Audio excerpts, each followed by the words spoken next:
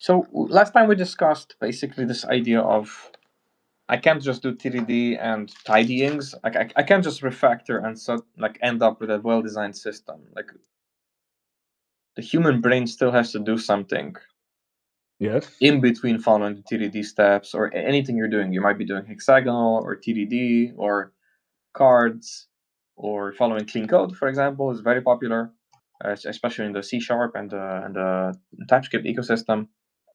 Ruby is very notorious for that. So tidying and refactoring alone doesn't just magically create clean code. It doesn't create well-factored systems, a well-designed system.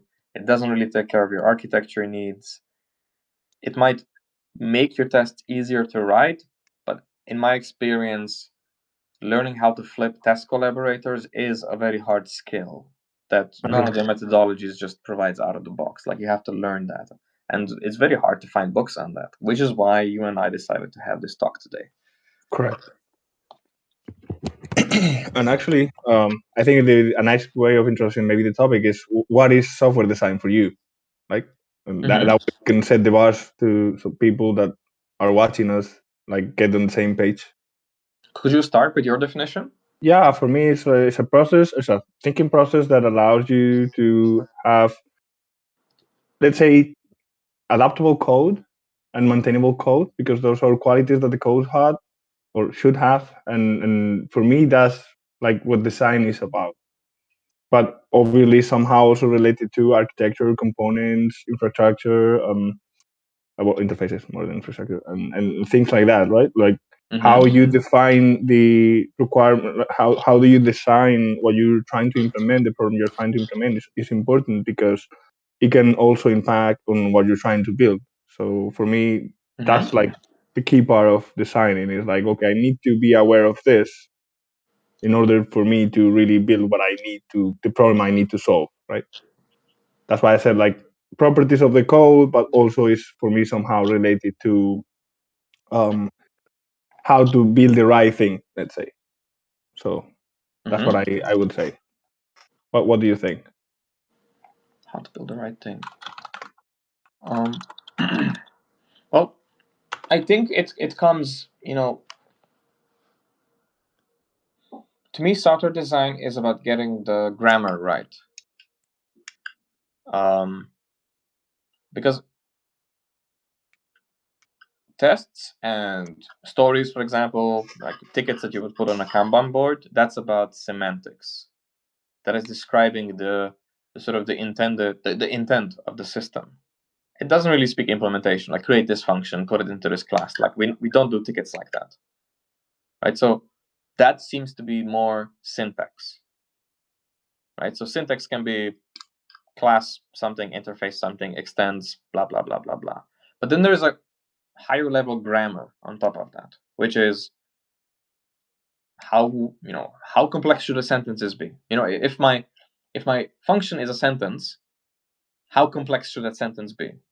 To me, that's software design, right? So designing how the prose essentially reads. Are there run-on sentences? Or is it like one sentence and then another sentence and then another sentence and then another sentence and then another sentence and then another sentence, and it like mentions like there's 5 commas, there's an Oxford comma, there's an and, there's a sub, right? Like, is it written like that? That's why I add like the maintainability part. So it's like building the right thing in a maintainable way, but it's also adaptable to changes. That's why I give like the 3 things. And also like what you were saying is like I've seen people trying to build clean code with big abstractions, and the abstractions are so far away, are too abstract that could solve any kind of problem, generic problem that is not the problem you're trying to solve. Yeah. So that's why I also add like the grammar is more akin to a generic library and generic framework rather than what that developer was paid to do in this particular system. Right?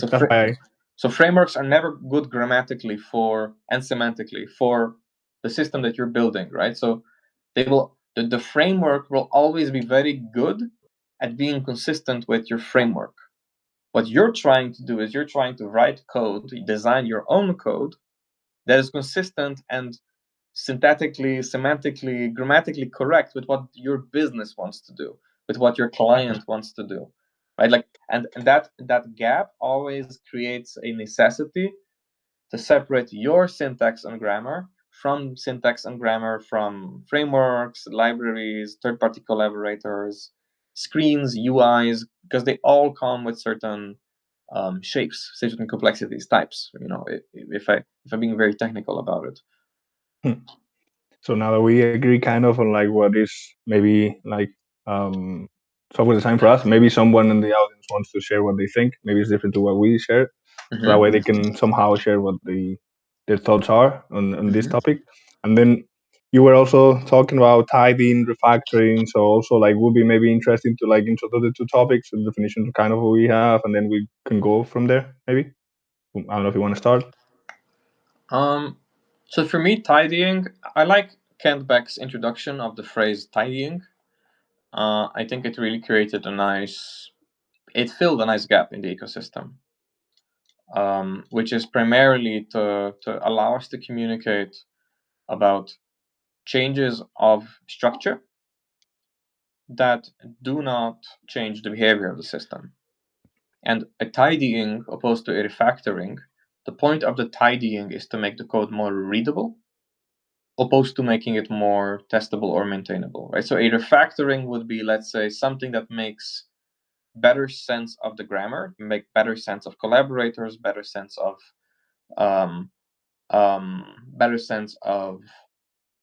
like how the pieces are structured without changing the output of the system.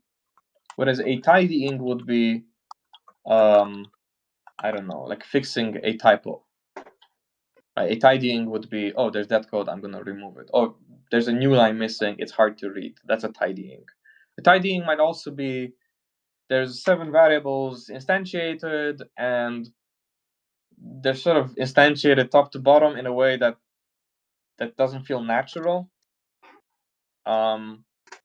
And if you split them apart and group them together because they might denote, local copies of a value object that is more complex, that might also be a tidying.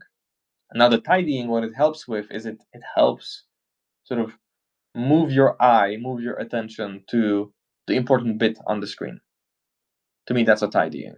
Like, it focuses, yes, it improves the quality of the code, but it focuses more on the developer experience of reading the code rather than the developer experience of having to maintain the behavior of the system by sort of rewiring it. So this is just cleaning the wires rather than changing the wires.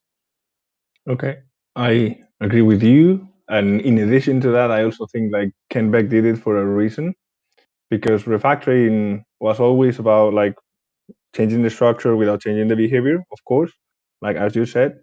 Also, that comes with the readability part. And the thing or the problem I start seeing is like semantic diffusion, which is basically like everyone start using refactoring as, okay, I'm going to put this technical story to refactor some other point, but the book actually specifies not to do that. Like refactoring is something you do at the moment.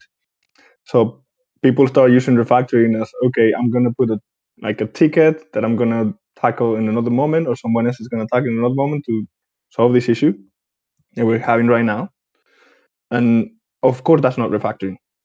So I think also like came back was trying to also somehow flip the coin and change the name, not just only bringing the vision of the readable part, but also like trying to move away from refactoring because it's been compromised somehow. and that way, That's a good point.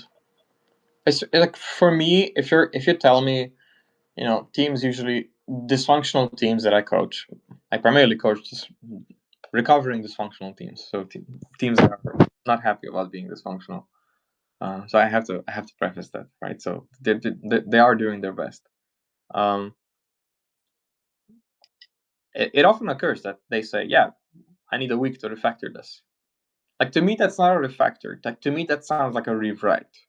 okay. That you're not happy with everything. Like, there's a lot of things you're not happy with. You're not happy with the names, the design, the architecture, the implementation, the framework used, the libraries used, the methodologies used, the server it's sitting on, the version of TypeScript it was built on, and you're just going to rewrite the entire system. So you're going to re-implement the entire feature. to me, that's not a refactor. Yes, it might not actually create new business value, but if it is extremely expensive or time-consuming, right? So if it comes at a high economic weight, I would say that's not there's no difference between that and implementing a new feature, right? You're basically throwing your old feature away and you're re-implementing it fully. Yeah. That's not a refactor, right? It's I know that it might be splitting hairs to some people, and I'm sure there'll be people in chat who will disagree with us, or who will disagree with me on this idea. But I find that I like Ken's introduction of terminology and other people's introduction of terminology. For example, Kevin Henney does this a lot. Sandy Metz from the Ruby ecosystem, she does this a lot. Yeah, and others. I can't possibly name them all. I'm reading Valentina. No, not Valentina. What's her name? Hang on. I'm reading. Hang on. I'm reading.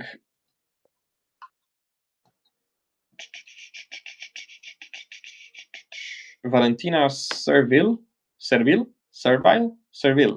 Valentina Servile's book, Continuous Deployment. Oh. And she also talks about this, right? It's like on the commit level, how do we continuously deploy? We do refactor, feature, refactor, tidy. I did a config change, I did a deployment change. I changed something in our service mesh. How do we call those? How do we do those safely? Without being stuck on feature branches. But I like the introduction of terminology that introduce a time component. Right. So the problem with refactorings was that if let's say you're not doing continuous delivery, continuous integration with trunk-based development, and you're not pairing, that means that there is some asynchronous form of review happening in your organization, on your team, with your buddy, with your other developer. Let's say you have two backend devs. Right. So the Sergey, yes, that book, very good book. So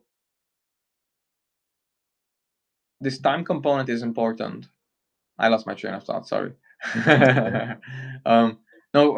What I wanted to say is that usually there's an asynchronous element of review involved, and if I work in a large batch, which teams then generally gravitate towards, then it is very likely that I will implement a feature, and the merge, the merge request, the pull request, the review that includes the feature also includes a refactor. And now primarily what I would review as a coach is the refactor. I don't care about the feature as much, because if you decide to refactor, I now need to know, okay, did you actually make an improvement? Because if I give you feedback on the refactor and it's in the same pull request, and I tell you, oh, actually, this was an oopsie, can you revert the refactor but keep the feature running? The answer is usually no, right? And that sucks, because then that is basically like a gun to your head. It's like, I refactored something and here's the feature. You better agree with my refactor, otherwise I'm pulling the plug on the feature. And that creates like a very passive-aggressive environment in asynchronous review teams, which is why such teams are then incentivized not to refactor, because they feel like they can't really contribute, like they can't really give their input on the refactoring, because it always comes with a feature and the feature is always more important, right? So it creates a sort of like under the table sort of mentality towards improving the structure of the code. But ultimately what I want to check as a coach is, oh, you have decided to improve the structure of the code before tackling the feature, because then the feature can be implemented much faster. And that's exactly what Sergey was saying in the chat. And came back to it, yeah. Sorry for ignoring chat, Sergey. Sergey, let me read what you said. Sergey says, do a refactor. Yeah, that's I can't back. I just lost chat history. There it is. Do refactor before implementing a feature, make the change easy, then make the easy change. Yeah. Now, sometimes a refactor, now I want to separate it from tidying. Yeah. Because generally speaking, it's very simple to say, you know what, I can tidy whenever. And I will generally try to tidy before I refactor, and I will generally try to refactor before I implement a new big feature. So if I want to write a test and I can't because I just have to keep refactoring, and then when I open the file that I have to refactor, I can't make sense of it. I have to tidy up before I can make a refactoring. I will do the tidies first. But I'm kind of conscious of the time I'm investing. So I'm sort of doing, okay, if everything is bothering me, I won't get anything done. And if I'm being a perfectionist about the refactoring, I now need to say, you know what, these few tidyings I will do first, then I'll tackle the feature, and then I'll use the nasty implementation structure to sort of help me prioritize my time about what is worth refactoring, because I can't refactor everything. That is then compromise for tidying first, but refactoring after. And I just want to make it pass with whatever is there. But I don't want to refactor in such a way that I can make it pass, but then the reviewers or my team members would complain about how I refactored it, even though the feature works. Because usually that's where most of the code review comments go towards, is how the refactoring happened. Like you didn't make the structure better, you just changed structure because it bothered you, and now because it has an extra feature, how you added it also bothers us. Right? So it's just propagating this into the future. It's a fight, like a constant fight against it. But that's also like, well, I think that's also the environment in itself, because it's kind of complicated to communicate like writing because no emotions, then people can feel attacked for it. So I think that is like a component there that is kind of difficult. Like my take on it is like I try to make small commits and try to make every time someone comes and I have to teach them TDD, I do the same. Commit on red, commit on green, commit on refactors. I can just review the history, and I will go through your thought process. Okay, that's when they're actually learning. Obviously, maybe in production, if you're not doing ping pong, the red part doesn't make sense.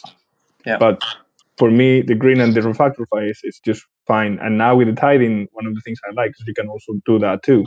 Do the tidying first, and then you do a comment with it, so I can see why you change it, because I can follow your thought processes. Like, this is bothering you and not too much. And one of the things I really like also is that you reduce the whip. Like you have like, okay, these three things bother me a lot. Everything else doesn't bother me that much. I'm not going to put too much effort in it right now. Yeah. I'll see if later I add it to the refactoring with it, like refactoring and tidying, or tidying and refactoring, depending on how I finish and how it is. But that also gives you like some kind of visibility to what is bothering you on your mind while you go through it. Helps kind of like tell a story. I also always emphasize that if you are using chunk-based development, or if you have like a automated pull review phase, then if I do the tidyings or refactorings first, then I expedite them. Right, so I do quick tidyings, and then as I switch my hat, and that can be 10 minutes, right? And as I switch hat to implementing a feature, I immediately merge that which I have just done. Like I don't merge it with the feature. I just want it to be merged. If it can be automated, it auto merges. Because if somebody else starts working like in the neighborhood, I want them to have the tidyings. I want them to have the tidyings now, not when I'm done with the feature. And if the feature for whatever reason gets delayed or deleted, I don't want to lose the tidyings, because then that's going to be extra work to sort of extract it out from the feature branch. It's sort of isolated, and then by the time I'm done with that, it might be obsolete and need rebasing, and then it didn't really solve anybody's problems. So what you really want to avoid is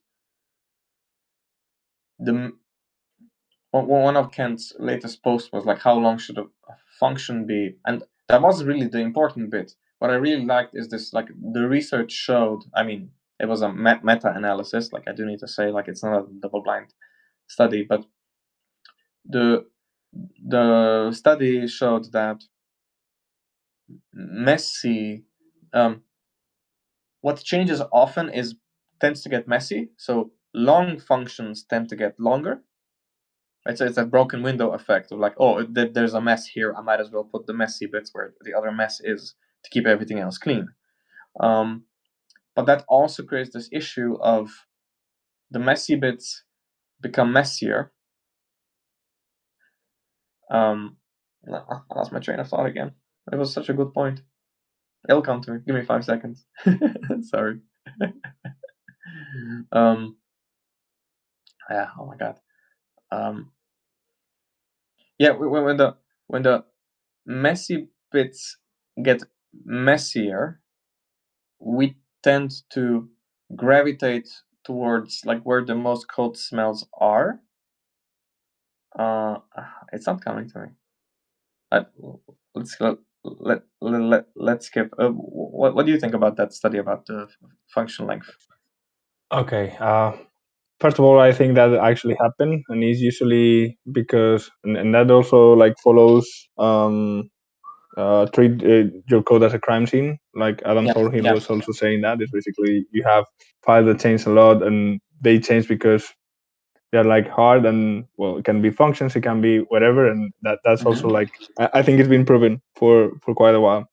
Yeah. So I agree with you, and kind of my take on it is like I agree with also merging it soon.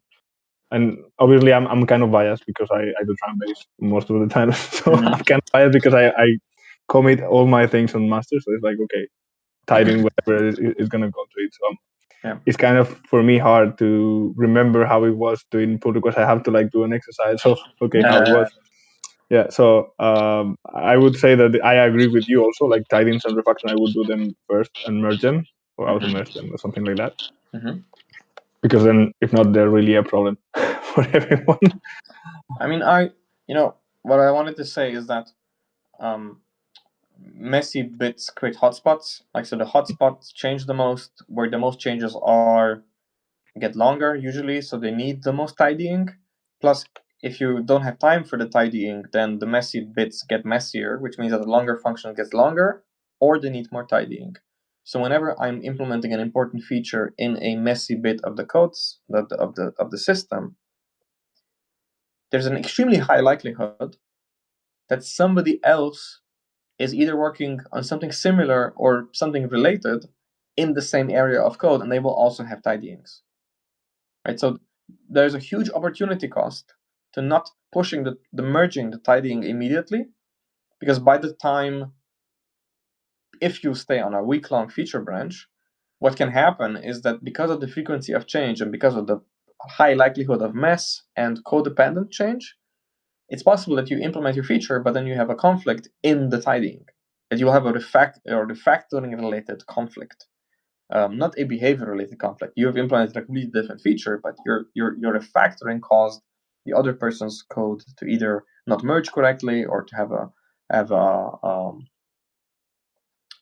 a sort of auto merge that doesn't compile correctly, or people are used to this and they are now gaming the system. So the person who wants to have their most efficient review and fix time and rebase time, they want to merge last. Right? So whoever merges first works twice. Whoever merges last works a long time, waits a long time, but works the least. And those micro optimizations then really create toxic tendencies in the teams. Sagi has a question.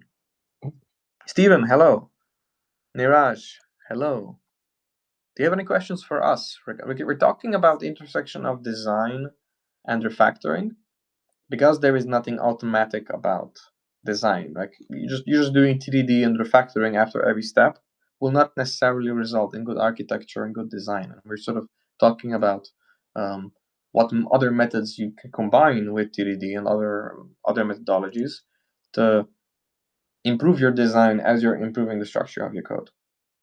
Sage asks, speaking of long functions, do you measure cyclomatic complexity or ABC metric?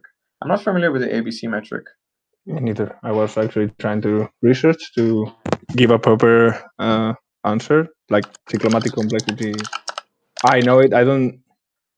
Most of the times, it's not one of the metrics I'm really worried about unless I'm. That sounds like a Java thing. Let me see real quick. I don't know. For ABC, it sounded like Python. Think so? Yeah, but I don't know. It sounds so enterprise. It's the evolution. Sergey replies. It's the evolution of cyclomatic complexity. ABC software metric. I was not aware of this. I would have to do some research. Yeah, Let me pull up the wiki page while we're talking. It's from 1997. Is this just another form of cyclomatic complexity? Like, is it's it the like logical branch complexity or something like that? it says like it's the evolution. So I guess Yeah. it's like So it stepwise. measures. It gives a score based on number of assignments, number of assignments, number of logical branches, and number of conditionals. Yeah, sounds like sounds like cyclomatic complexity from 2025. Yeah.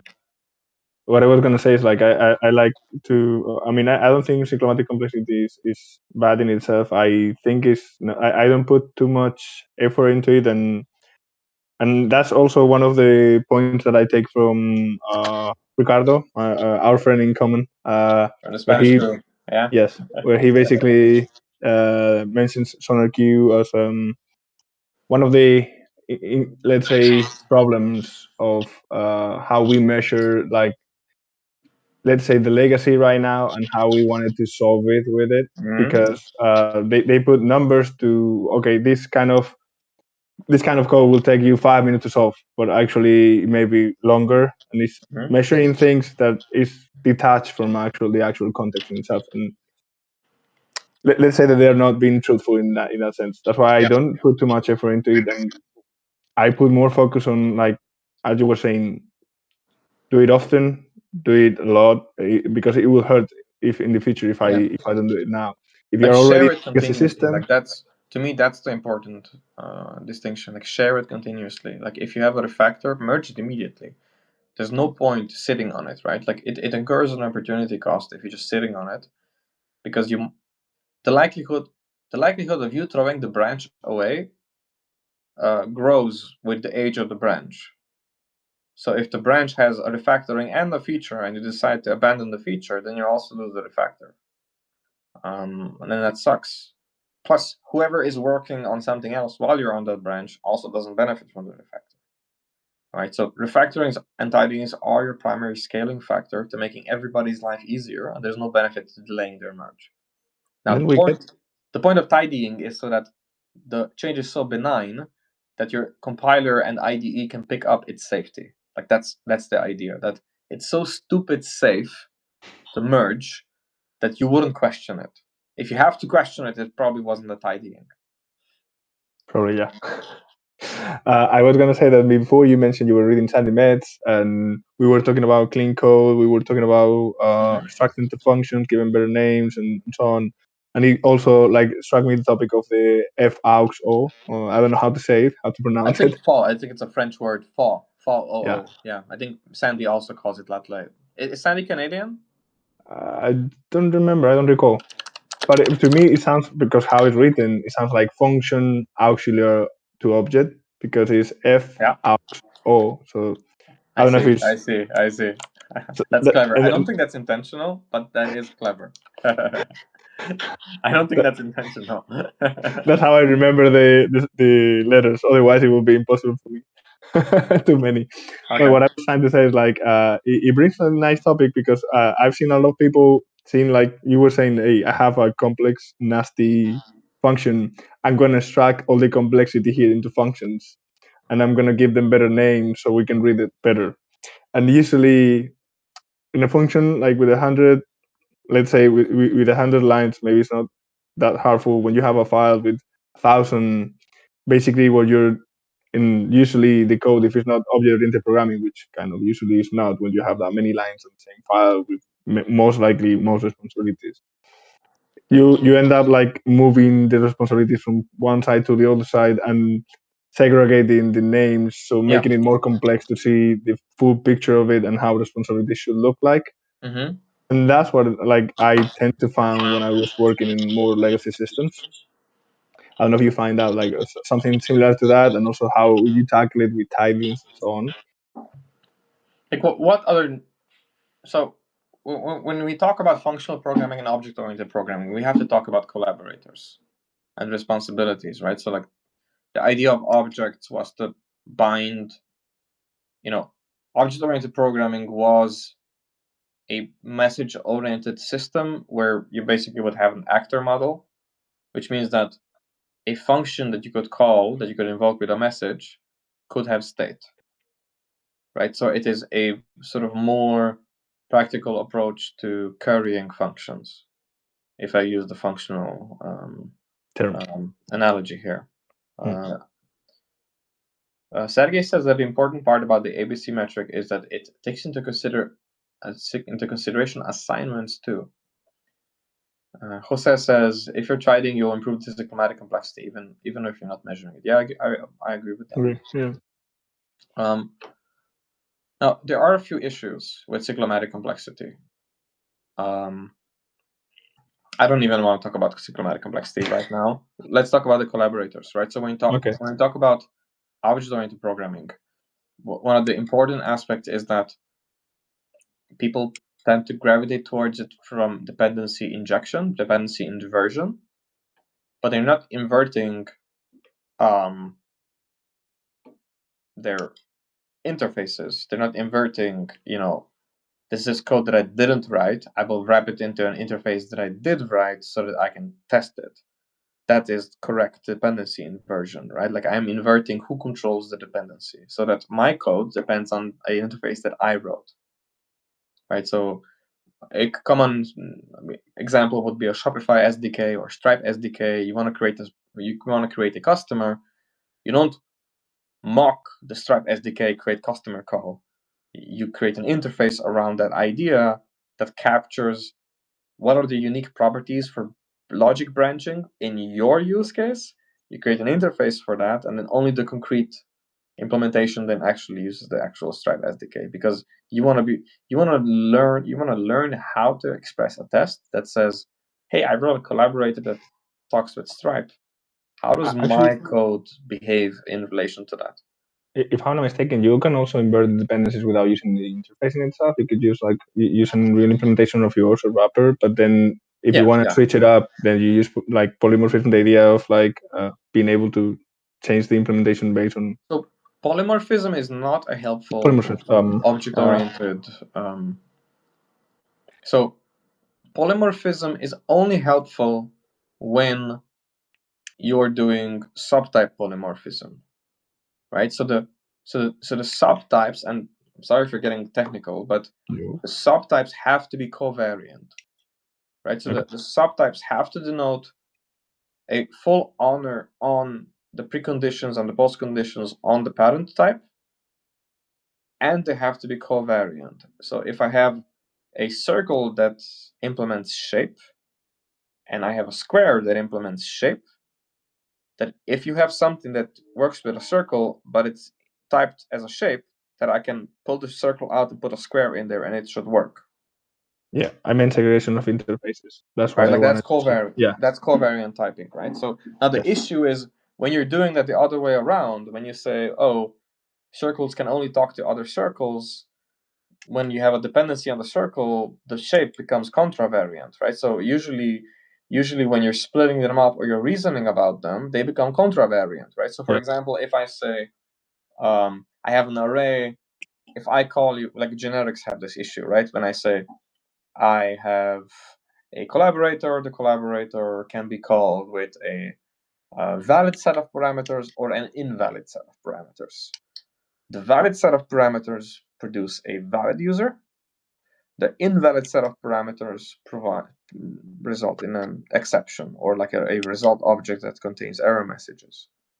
There are languages where such a flow of typing can be expressed both semantically, syntactically, and using the native typing system. TypeScript gets really close, but ultimately it's F#, F star, Lisp, Haskell, etc., the more functionally typed languages. And the idea is that I wanna basically say this is not a number. This is a positive number between 1 and 100, and calling it with 1 a number between 1 and 100 produces this result, and calling it with something else produces that result. That is correct typing. And on an object-oriented sense, you would have a factory possibly for that. If the resulting object also has a method that you can call, you'd use subtype polymorphism because you want to figure out, okay, I need a covariant way to get to that method. So regardless of whether we're going down the success route or error route, I will have a covariant common method. But if you're, and that's subtype polymorphism, but if you only want the success path, that is contravariant. Their subtype polymorphism should not be applied. There, if you're using a discriminated union, if you don't handle the success case or interrupt flow on the success case, you will constantly have to carry around that if statement. Yes. If, which one is it? Are we left or right? If, are we left or right? Is it success or is it error? Is it success or is it error? Because that type of it can be either one. It can be this or no. It can be this or no. And that if statement will like spread cyclomatic complexity like wildfire through your code base. And that's really dangerous. And that's what a lot of people walk into. They start creating objects. They're not quite sure whether their like flow of typings is covariant or contravariant. And then they create types. They get rid of the constructor issues with like a dependency injection framework where everything can sort of talk to anything at any time and even pull out the service container if needed to like create something on the fly. Like right, and then you have this issue of, well, great, it looks neat on paper, like the class looks nice and has at signs for inject and that, but it's a mess to test. But because in testing, what's good design? You asked me what is design, and now I'm going to tell you what is good design. Good design is me being able to spin up a large, like quite social part of the system and say, imagine I visualized this today with a client where I said, imagine your flow through your web app like a tree. There are many branches. The deeper you go, the more branches you have. And each branch will have different collaborators. Right? So if I spin up the entire system, for example, for an end-to-end test, I need to give it all collaborators. Because I don't know if I'm going to click something, I don't know which collaborators get activated. Right? So imagine it's like a genome, like a DNA. Like if I want a certain protein, I don't know which activation sequence is relevant, because most of the collaborators, most of the code there will be dead. Right? So with unit testing, what we're really doing is we're trying to, when we talk about good design means that I can spin up a quite social, like non-trivially large part of the system and say, I want to go down that branch, and I'm able to do that by only giving it the collaborators that branch needs, right? So that I don't have to sort of branch down to, well, if the user exists, I need that service. If it doesn't exist, I need the other service. And if it did exist, we can create an account for it. And creating an account needs that service. But if I'm testing the error branch, then why do I need to mock that? The path I know we're not going to go down on. And your ability to reason well about code depends on you basically being able to spin up like social clusters of objects by matching the minimal set of collaborators that you need in order to spin up one particular, right? So the cyclomatic complexity, not the cyclomatic complexity, but like the cyclomatic route that you've taken is one. There are 40 different ways to the code base. I'm taking one and I want to give it as little collaborators as possible. I want to give it as little dependencies as possible. I don't want to give all the possible dependencies for all the 40 different routes. That's good design. Good design means there's 40 different routes. They're well factored together. Like this cluster belongs together, that cluster belongs together. The data follows like this kind of shape. We're erring on the side of the happy path. So we will say, yeah, generally we think you're on the happy path. So we will like preempt you to give the positive collaborators rather than the negative collaborators, right? So we would want to use the positive path collaborators more than the logger and I don't know, and the open telemetry that sort of creates a span on one of the deep services. So we could resume like all what you're saying is like one of the, let's say, one of the qualities that good design has is testability, right? Because that's more or less like not only testability, but like it's part of it. But that's more like if I have to like get on one sentence, everything you were like trying to say will be like good design has to be easily testable, right? More or less to be like concise. I mean, I the devil's in the details. Like easily testable also could also be that I can create easily testable code by saying we're not allowed to have complex features. That's easily testable. Mm-hmm. Or we need to have a functional core, and we're only going to write unit tests on our functional core. Okay. If our business happens to be Zapier and we're integrating left, right, and zero like crazy, then that's not a practical simplification, right? So there is like that. There's some background noise. Sorry, my Don't worry. kids just got home. My parents are taking care of them today, but they are just in front of my door because they just got home from daycare and they're super excited to see each other. I just wanted to echo on like Sergey's comment. Okay. It does relate, I promise. Go for you. So you asked, you know, I asked more or less how you is it simplify. easily testable? I would say no. I think that's a too that's an overgeneralization. I would say. I Yes. agree with you. I think I know you well enough to agree with you in the sense that yes, like the things that will make it more easily testable will also improve the design of the code. But I think testability primarily has to do with collaborators, making it more testable. No, I think I agree with you on essence. Like, I was going because we talk about it and yeah, we talk about collaborators, and you were talking about also how to test one route, meaning only one subject on the test, and meaning also yeah, like one behavior. So I'm all the time, although we're not exactly talking about testability, we're kind of going that road. That's why I said like if I have to simplify like the intervention for like people that maybe just join now, could be like good design would look like it's something easy to test. It doesn't mean that it's like everything you said. It's just a simplification yeah. of the whole intervention. Like testability in itself is not as important as composability, I would say. Okay. Right. Okay. So that idea of being able to like only give collaborators on the path that matters, that I think is more about composability than testability, right? So if I can compose that behavior easily on a production system, I can also more easily test it. But from a code writing perspective, from like creating the structure of that code, not just the behavior of it, but the structure of that code, if I knew what the behavior should be, if I had to then factor it and structure it and implement it, I would say that having guardrails that enforce composability by basically enforcing or highlighting test smells early, that would help. Okay. Right. So by forcing myself to write tests with TDD, I can immediately spot that the tests are signaling something. Okay. The assertion is difficult to write. I'm testing a void function, so I'm testing preconditions and postconditions. The postconditions are hard to get to, or the preconditions are hard to isolate. The test is signaling something. So what the test is signaling generally is a lack of composability. Like I need to like reach in somewhere and like dig something out and then put something back in.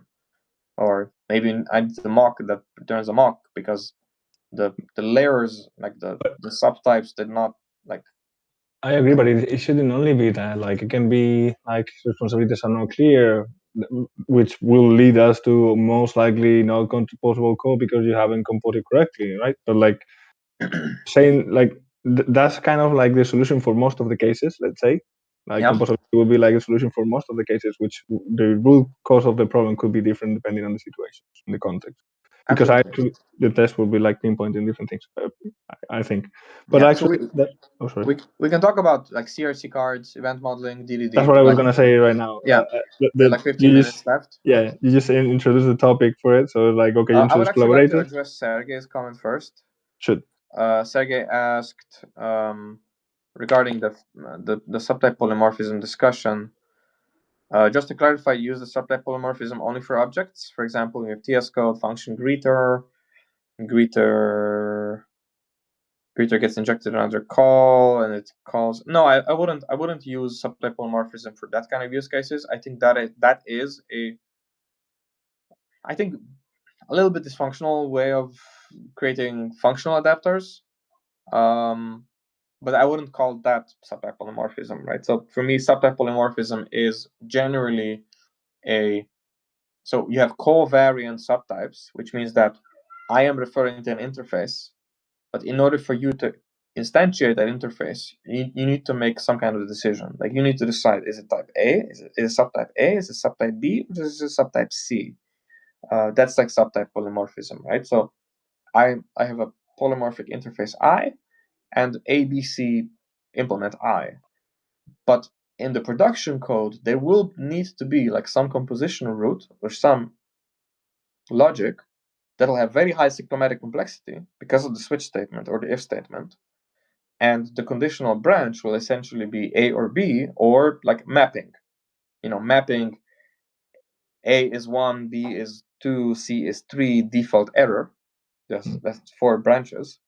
And generally, those kinds of situations are very difficult to test if the choosing also has imperative logic. If the choosing also needs to call the database, okay, which one is it? Okay, that one. Okay, and then create a subclass. And then each subclass also needs a factory, and each subclass also has different concrete collaborators. Like, that's what I'm talking about, right? Because those types, if they have different collaborators, they are contravariant. And if they are contravariant, then the factories also need to be covariant. Like, it becomes really complicated, and we fall into this trap of like where set theory and math and like typing systems and regular expressions and linear algebra sort of intersect, and it becomes really boring very quickly. And I'm not smart enough for all of those things, but I did pick up on like some key details, like what to watch out for. Sagan mentioned that the parameter, which is a function definition, is a type for you or not. Yes, it's a type for me, but that's not like that's the polymorphic type, but it's not necessarily subtype polymorphism. There are objects that can be expressed as types where that fits, and there can be functions that fit that function description. I think that's a very simplistic example. It doesn't really capture the case. Hang on. Oh, we have another comment. Well, this function inside is going to throw an exception. It's going to break the contravariance too. How would you think about that? Like, contravariance with exceptions is very. I mean, if you're trying, you're trying to like some functional, it would be weird, really weird. Yeah. Anyway, CRC cards. You wanted to talk about CRC cards for? No, I was gonna ask you like, I was gonna say you bring up the topic of collaborators, kind of like also testability and so on, and it's like I was gonna ask you first if you have like something you want to like talk about like collaborators, but if not, I can start with the CRC cards, which I use. Let's start with your CRC cards because that's also a topic that I learned from you, that I got reminded of. It's one of the extreme programming practices that it didn't really resonate with me.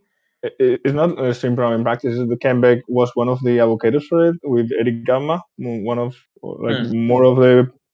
He was like a lot into it, and one of the things like, and this is one of the things I guess people that read Ken book about they say most of the times like people that when they want to like corner, let's say outside in Chicago style or Detroit style, they kind of like go into like, okay, TDD doesn't have like let's say a designing phase. And then I said, well, actually it's kind of odd because Kenbeck was one of the most promoters of CRC cars, which are basically cars that allows you to identify the responsibility of the class and then allows you to identify the collaborators you're going to use for that class.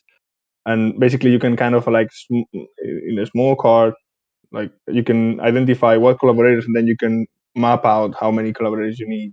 So you can do some kind of just enough design if you need to do it. Obviously, it doesn't have to go. You don't have to go from there to the test, but that kind of like gives you the idea on where you should start, what collaborators, what behavior should they have, and I use it a lot to explain people that are actually learning TDD or they're learning even all be right, in the sense like how to build collaborators in a way that are composable, as you were saying, how to do that, because then you get the list of collaborators, and then you can decompose that list again in more cars and identify responsibility for them without having to really describe anything, or like enter into UML, or like knowing a totally different technique, which is kind of like really simple. That's more or less how I kind of use it, and I think it's really interesting. If you haven't tried it out, you should just give it a try. It's really, you don't need anything for it. It's just like a card, a piece of paper you can write, or if you're like working remotely, a Miro card, or like even Scalidro or something would work for it. So yeah, you're muted, I think. I double clicked. Thank you. I recall from our conversation for the prep for this live. You mentioned you're having a workshop at an upcoming PHP conference on IPC, and the CRC cards are a staple of your workshops. Yes, they are. Why did you decide to emphasize them? Okay. One of the things knowing that they're unpopular, yes. why CRC cards over other design collab Okay. tools? For me, it's about time. Workshop, like I'm running a workshop on the IPC, as you were saying, International PHP Conference in Berlin, and I have 8 hours to prepare people, from most of them not knowing anything about TD to end up knowing some TD, and we go from the cycle of TD, fake it until you make it, obviously implementation, and then we start with collaborators, because the first thing is like we start testing like per functions. Most of the exercises are like per functions, where I give you some set of inputs and I'm going to test the output of it. But then we start going more for okay, let's try to upskill, so we can somehow get to like real scenarios where we could kind of have in a real environment. So then you need to identify what collaborators are you going to work, and what kind of tests do you need to do for them, what kind of doubles you're going to use, and how you can somehow solve the same issue with different kind of approaches. So what we do is we do an introduction on CRC cars, and then we said, okay, we are going to work on this kata, this exercise. Before do that, let's gather in a group. Let's have 10 minutes, and let's build the CRC car for it. Let's think about it, and then let's think about how we're gonna implement the test cases in that like 10-minute gap, and then we do the exercise. Yeah. That's kind of like easy, because it doesn't have any kind of complexity. I don't have to explain again UML or event modeling or any kind of more complex technique that will take me time and also the audience. So it's really easy to use. Yeah. Did you try event modeling, since you mentioned it? I tried once, but it's not my strong point. I've tried other stuff in the past, but event model is like the thing that I tried less. And I like so what I like is I like using testing methodologies as much as possible to conduct like overlapping meetings, overlapping styles of collaboration, right? So BDD, for example, or TDD.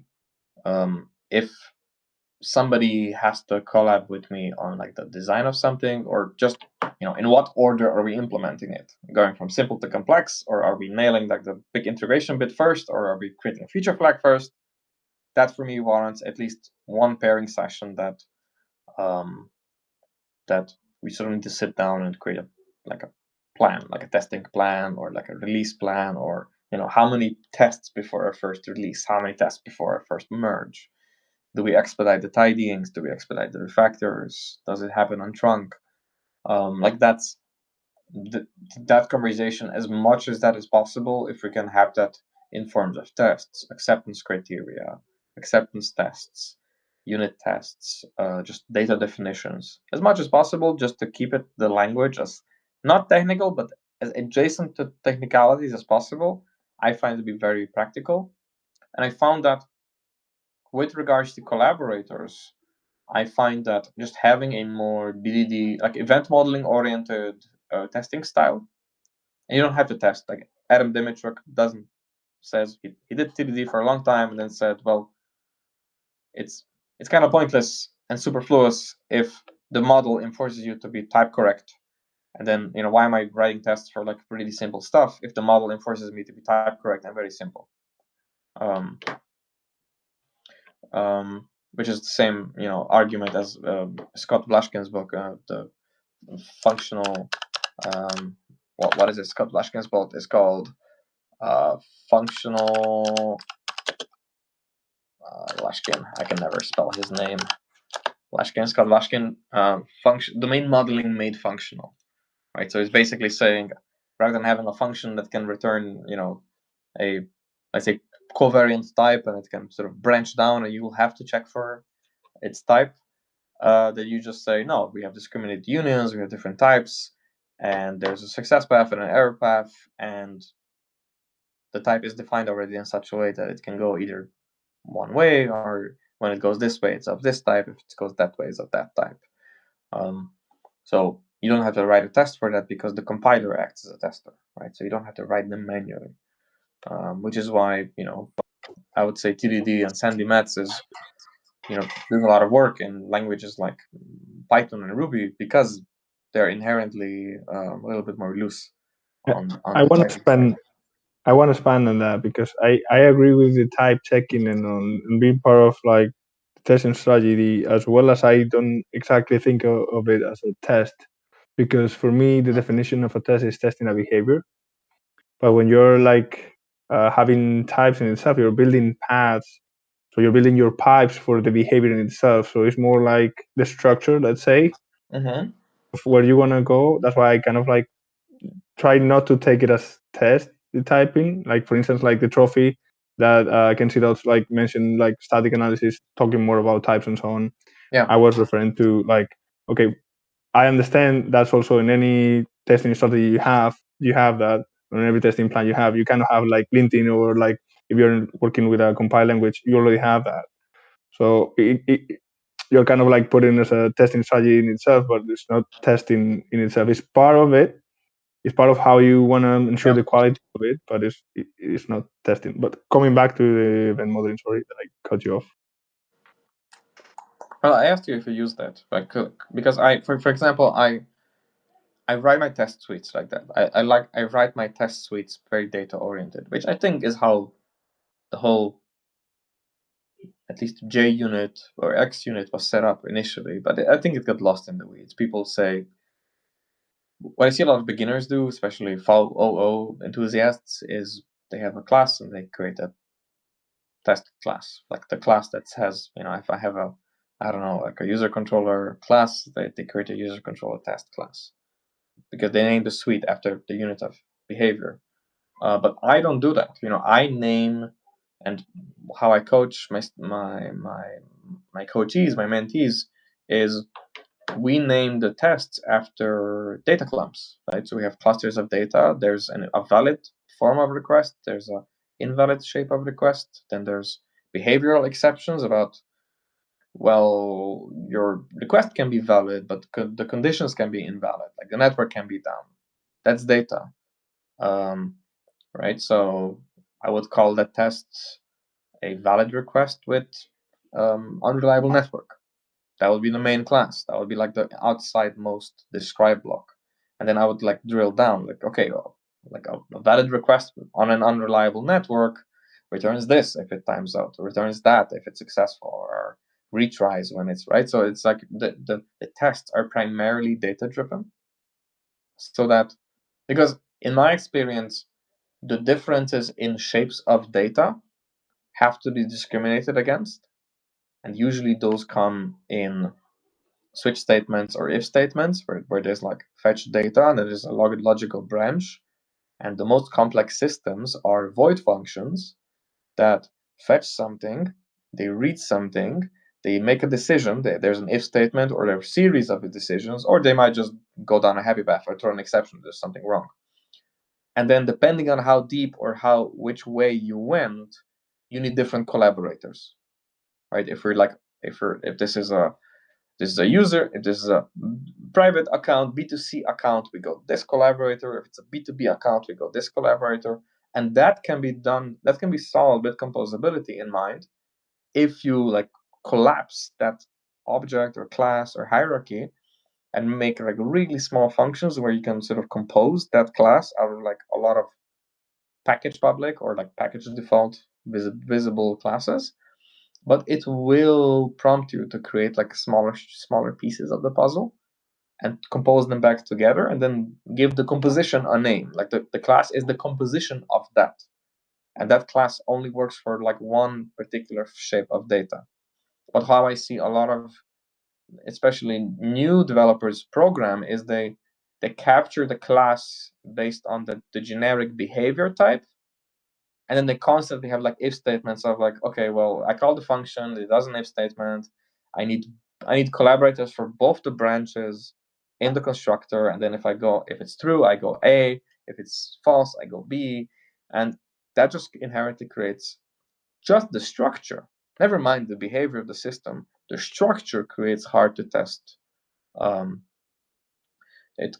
structure creates hard to test code because how nonsensical then the amount of collaborators that you need to drag around and mock become.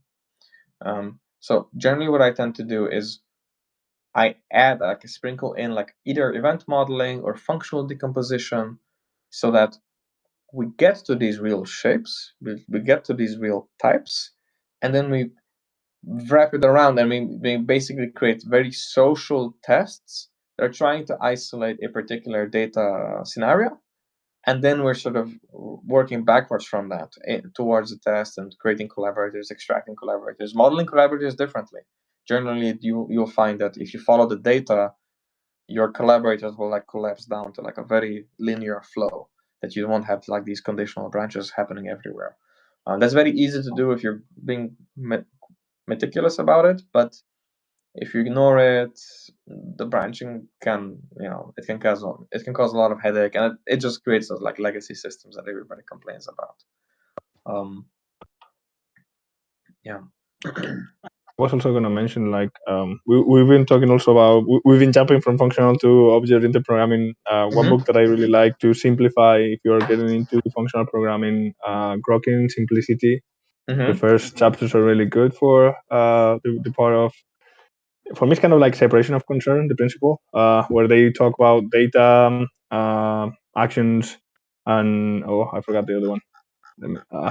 They talk about they separated about structures. Let me check, remember correctly now, because my brain just is data, actions, and calculus. Yeah. And basically with that separation of concerns, you can also like think about collaborators. What is this collaborator going to do? What is this other collaborator going to do? So it's quite simple, and you can apply those principles of functional thinking also in object-oriented programming. So I suggest that you are also struggling with kind of identifying collaborators, that could also be helpful for like learning design. And I see Sergey's asking you something, I think. Do you write mock steps, or do you use the real collaborators when it is possible? I use the real collaborators when it is possible, right? So me too. So generally, mocks have this issue of if I'm creating a mock, I want to mock against my interface, but usually my interface would be designed as a subset of an external interface. That's usually how you end up doing it, right? So you might need a database, and then you mock a subset of the database that you're using. Like you're not really creating an interface for, like for an exhaustive or DBMS. Or if you're using the Stripe API, you might only use like one endpoint of the Stripe API, so you need a mock for that. But you need a type that expresses that. So even though you own and you wrote the interface for what you use and the behavior you want from it, it was still modeled basically on it. Or sorry, it might have a link to the words data. It might have a void function somewhere that like just a side effect, and then you're testing the side effect. So there are areas of testing where mocks are unavoidable, but it's not as bad as everybody sets it out to be. Like only third-party collaborators that do not have a agnostic interface, right? So an SDK is not an agnostic interface because it's an SDK, right? Making me downloading a plain text file, that would be an agnostic interface. Like using the web would be an agnostic interface. But as soon as like there's authentication protocols involved, or like how to call it, how to shape it, it's not agnostic anymore. Usually in those areas, you would need a mock for anything that you decide to couple towards to, so that what you're building is so cohesive with that third-party API that you want to be to some degree coupled, because the coupling will tell you that, hey, if that API changes without my knowledge, I want my system to break as soon as possible so that I can adapt to it, right? So for example, if there's like a breaking change on the Shopify API, you would want to mock it and then contract test the mock so that there will be an integration test running at least on like the main boundaries that you are using, so that you would be notified on it breaking as soon as possible. So not because of your code changing, but because they have changed the interface. But mocks are silly to like mock things for stuff that you wrote, right? So if I created a database, I don't want to mock the database because I created the database. Like I don't need to like pretend that that can change without my knowledge.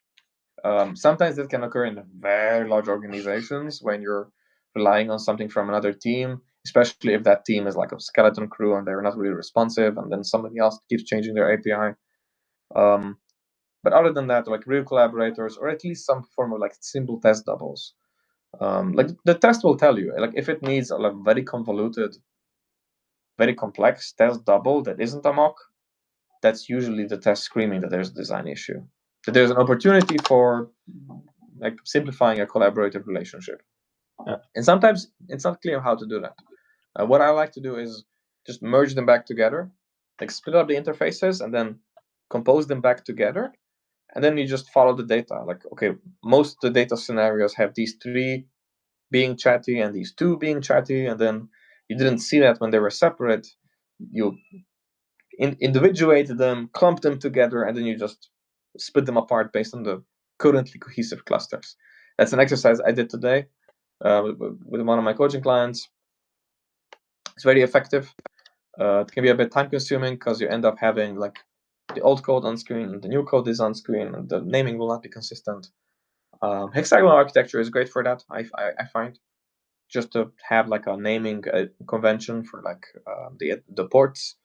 I'm not quite fond of the adapters, the adapter naming conventions that they use, but hey, it's something. I wanted to reply kind of like Sergey was kind of saying like Chicago and London. I want to clarify first that because there is like a lot of misconception. So well, Chicago, which is actually not Chicago, it's Detroit, but everyone knows that Chicago. And for those I who don't hate know, that Chicago. distinction. Like it's such a silly argument. No, I know, but like it's important to clarify also like historical context on things, and then also identify many others. Like for instance, first of all, it's like the Detroit style because Chicago is because Uncle Bob lived in Chicago and he did like the series with Sandra Mancuso, and then they say, "Oh, Chicago versus London," but it's actually not true. It's versus London, and then it's like, it's Detroit. And related to the styles of testing, first of all, you need to understand the historical context behind it. Meaning, like when Ken Beck created test first and then TDD, there was not, let's say, there was no library for doubling or for doing anything. You have to build it yourself and maintain it yourself. So basically, that's how it was. And if you wanted to have an integration test, you have to have a real system for it. And then in 2008 is when the endo test study came out, and then they built the test doubles in itself. So 2008, and in 2010 or something like that, then Docker came, containerization started. So everything has changed in a, let's say, in an historical. And people said like from that period on, like at some point someone said like let's just test the class and do it isolated and so on. Yeah, well, I don't know who said that, but that's not in the London style, which is growing object-oriented programming in the book in itself.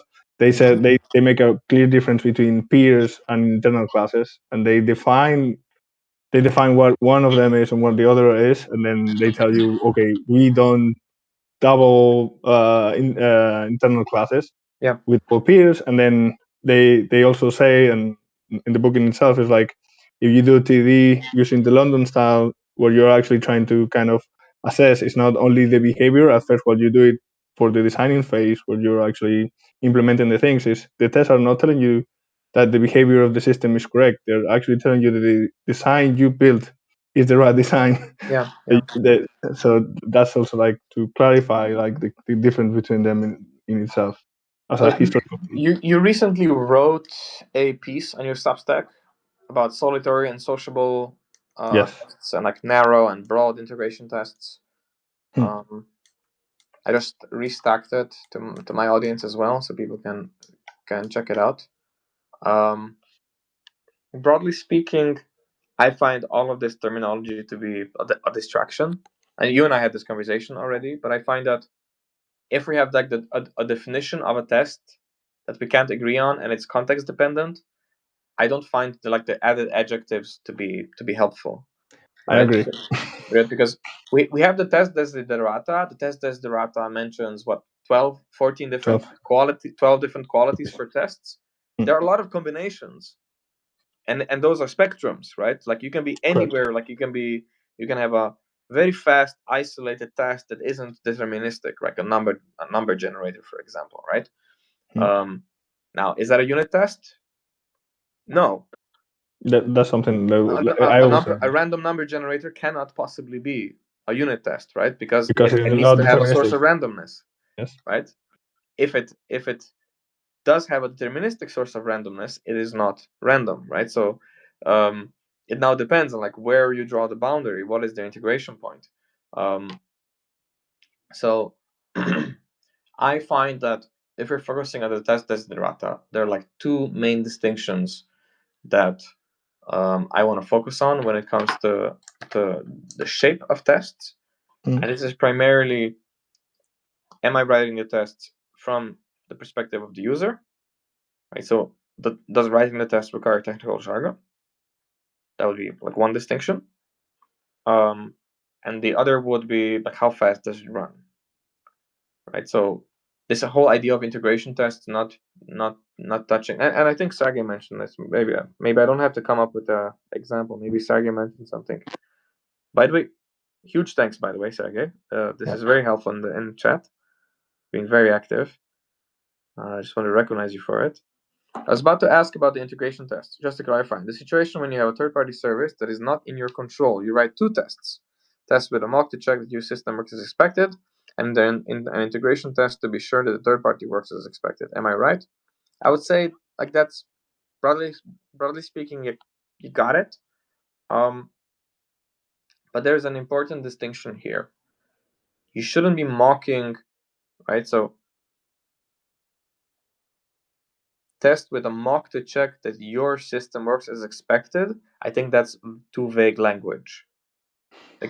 Like the mock has to be against an interface that you have created, right? So and you can create an example of this. Let's say you using the Stripe SDK. Use the Stripe SDK, write it into your code, and then extract it. Extract the usage with your IDE. Extract a method. Extract a class if needed to capture everything that touches the Stripe SDK. The parameters that go into the method are actually telling you how many different ways can your code that you wrote branch that then decides what you need from the Stripe SDK. That branching logic, that needs an interface, and that needs to be mocked. Now, that interface will then have a concrete implementation against Stripe, for example, and that will need a contract test. You will need to test whether your mock behaves correctly. So okay, it's clarifying. That is what you're saying. He meant what you're saying. I think so as well. I just wanted to clarify. I meant as expected against the interface of the third-party library service. That's why. Yes. Yeah, so, but anyway, for me, it's like the important part is like you were saying. Like for me, adding the adjectives is not important. For me, Yep. actually, it's not important. The importance is to understand what we mean. And the problem when we say the integration test and the people on the team don't understand the same is the problem of communication. So that's why, like the first time we fixed that. Every time I coach somebody with testing in mind, I always get them to set it up in their IDE, and we run the test on keystroke. And it will immediately highlight, like, do you have slow integration tests? It's like, yeah, okay, that's a problem. Why are they slow? Well, they're slow because they depend or share a resource that is slow to set up or slow because it's being shared. But I agree, but also like that's good and it's not helpful at the same time because let's say they have I'm gonna explain myself. Let's say they work in a legacy system. They cannot unit test because they already have a lot of things to pay. They have more integration test. Integration with real integration test. They're slow, of course, but they need to like solve it. That wouldn't kind of like go us to the argument of what they think an integration test should look like and what it is and what it's not.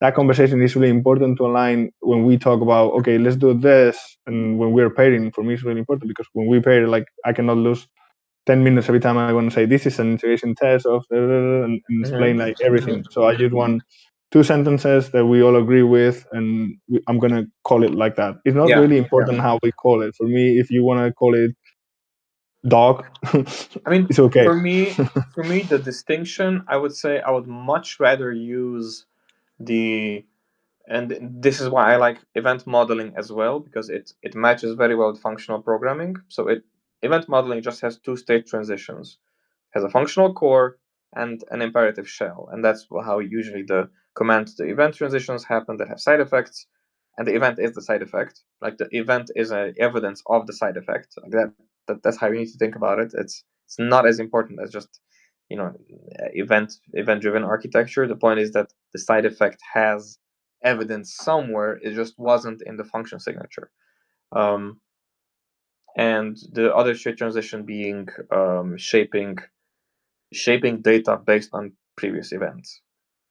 That's it, right? So you have like a functional core that basically assigns, mutates, corrects the data, and an imperative shell that basically produces side effects. And when tests are concerned, generally speaking, slower tests are those that have functional cores wrapped in imperative shells and they cannot be separated. And I find that distinction to be much more meaningful than integration tests and unit tests, right? So an integration test is a functional core that cannot be separated from its imperative shell. That the core itself is imperative, right? That I cannot extract this idea of, well, what's gonna happen as a consequence if I give you this data? I cannot reason about it in a test unless I let you actually like touch the real world and then have to like dig around, like look for the side effect. Um, like that to me would be an integration test. And if we're solving that problem with mocks, I think that's a huge disservice to the future teams because we should be using that test smell as, hey, we can't decouple the shell from the core.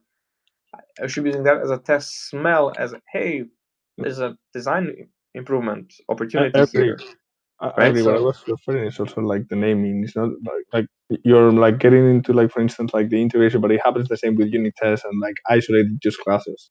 mhm. Like if you ask like that's why I said like defining the terms is important. Not only what an integration it looks like or how Yep. an acceptance will look like, but if I'm pairing with someone and for that person the only important thing is that the class is isolated and the behavior is on the class and we have Mhm. to test that kind of puts Generally, you in a really tough spot. important behaviors span multiple classes, right? So So, yes, so generally, you would need social interactors, social use cases that are tested in a social manner to not lose your mind on like creating, red blue mocks for both directions and then decompose your system into every class and then test every class interactions, agree. right? Because a complex system that has a lot of classes has more class interaction combinations than it has classes.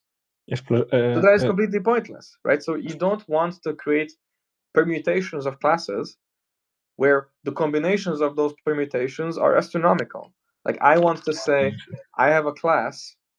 This class controls one behavior. It has three modes of operation. If its behavior can be expressed as a covariant type, ultimately the business doesn't support all permutations. So if it doesn't support all permutations, I put it into a bigger use case because if I look at it individually, I need to check, or is it minus infinity? Is it plus infinity? Is it nan? Is it 0? Is it minus 0? And like for every function that has a number parameter in TypeScript, because there are both ints and floats and big ints, and like it can be anything. It's quite special, right? If a number is smaller than this, it might be a float. If a number is smaller than that, it's definitely a big decimal. If a number is somewhere between, you're not quite sure, right? So the typing system doesn't allow for that kind of like strict hierarchy. So if I'm always testing the smallest piece in isolation for all combinations, and the business doesn't naturally have all permutations of behavior, then I should be testing it social style from what the business wants. Because if I test it inside out, I will be testing more permutations than the business cares about. Right? So my duty is to figure out, okay, there are like 7 ways this can fail and only one happy path, but the business reasons about this as, did it work or not work? Right? So I will extract the flow that says, did it work or not work? Like that's the important bits. And then I will extract that functional core that tells me, okay, which one was it? That's only really relevant for observability, monitoring, logging, open telemetry integration, and stuff like that, right? So I would then identify that, yeah, like that imperative shell has a functional core that can say user registered correctly or didn't register correctly, and then all of the other disaster scenarios of, no, it failed because our mailing service is down and we need to send an email, and when that happens we just let the user know so that they know to come back later, because otherwise they wait for email and then it ends up in support, right? So I find this distinction to be much more helpful to basically express that, hey, not all permutations should be tested. Your code should be composable, because composability is a side effect of cyclomatic complexity, and we talked about, Sergey mentioned cyclomatic complexity as well in the ABC score.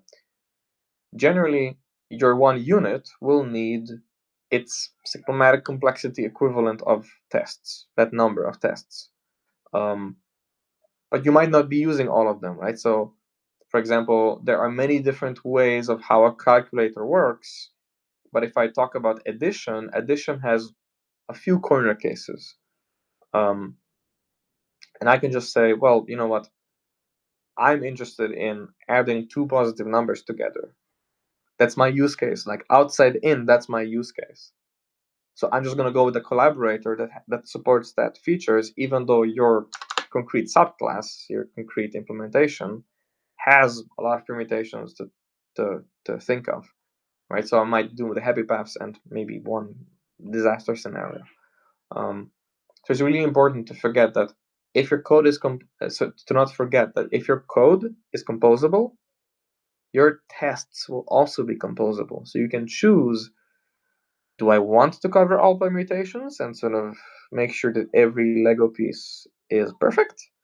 Or do I want to do it outside in and just test those scenarios that the business cares about? And I would always err on the side of outside in, especially if you're on a dynamically typed language, because the dynamically typed languages do allow for loose types around higher cyclomatic complexity. So you would be constantly tempted to guard block and just like double check. I said it's not null, but that's only in TypeScript. It's not enforced in JavaScript. I still need to check if it's not null, right? Like those, I wouldn't express as like hard tests. I would just test it outside in and then enforce it internally with a linter. I wouldn't write those tests manually, because why am I wasting my time? That's why we have TypeScript, right? It's like we're using TypeScript so that those tests we don't have to write manually, as long as it's touching other TypeScript code that is within our boundary. With all this, I think we more or less like wrapped all of the things we wanted to talk about today. Yeah. So I posted a message in the chat, like please feel free to give us any kind of feedback about the live today. Mm-hmm. You can reach to us like LinkedIn or like on Substack or however you like. And also like if you want us to discuss something else, like if you have a topic in mind and you want us to like talk about it, or you want to know our opinion about it, like just bring it up and we will be gladly look into it and see what we can do. Yeah, so thank you everybody who was here live today. Emmanuel, especially to you. This was a quite spontaneous thing. And the the behind the scenes background for us having this live today is that I asked Emmanuel if we could co-author something on Substack, like write something about collaborators and tests, because he was very active and I was also very active in my coaching regarding this topic. And Emmanuel, you suggested that, yeah, but let's keep the feedback loop short and tight. Let's have a live about it to see if people are interested in this, and then let's write about it once we have a live discussion. So today is the live discussion. I see 20 people live. A few of you will watch this recording or share it with others on after the email goes out. I think this is a positive sign that this is an interesting topic.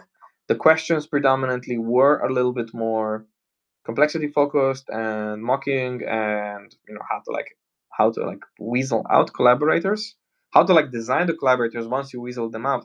I thought that what was more interesting is how to weasel the collaborators out from a legacy system. I really enjoy doing that, but I can see how in order to enjoy that you would first want to have common ground consensus of what good tests look like. And I I hear you. I understand that a lot of people want to come from that perspective, but I just enjoy, to me it's much easier to work in a messy legacy system than a greenfield system, because the the legacy system has so many constraints that they eliminate a lot of choice, so they make it very easy to make progress. Greenfield system has an abundance of choice, and it just invites procrastination and perfectionism. And I prefer constraints. I like being grounded in reality, and I know that I'm the weird one out here for enjoying that. But that's also why I went into coaching, and why I'm so passionate about messy legacy systems. Um, yeah, thank you again, Emmanuel. Any last words? I was just gonna say, as you mentioned, we talk about writing something about this. We will sit down and think about what we said today, the questions we had on the chat. So again, Mm-hmm. if you want to share something with us, or you like to know something related to what we discussed today, that can lead us to help you also writing something for you to read, just let us know, and we will try to make it happen. Mm-hmm. Yeah, Sergey had a good feedback. He said if we end up referencing or mentioning any books, terms, or materials, if you could link the sources. Yes, no problem. Yes, Sergey, thank you for calling us out on it. Um, and I'm gonna send an email that contains the recording of this. I will try to pull together the links that we've sort of ended up mentioning. So the CRC cards, event modeling, Sandy Metz's work, um, the London versus Chicago. I mean, you, Emmanuel, have a lot of good posts about London versus Chicago.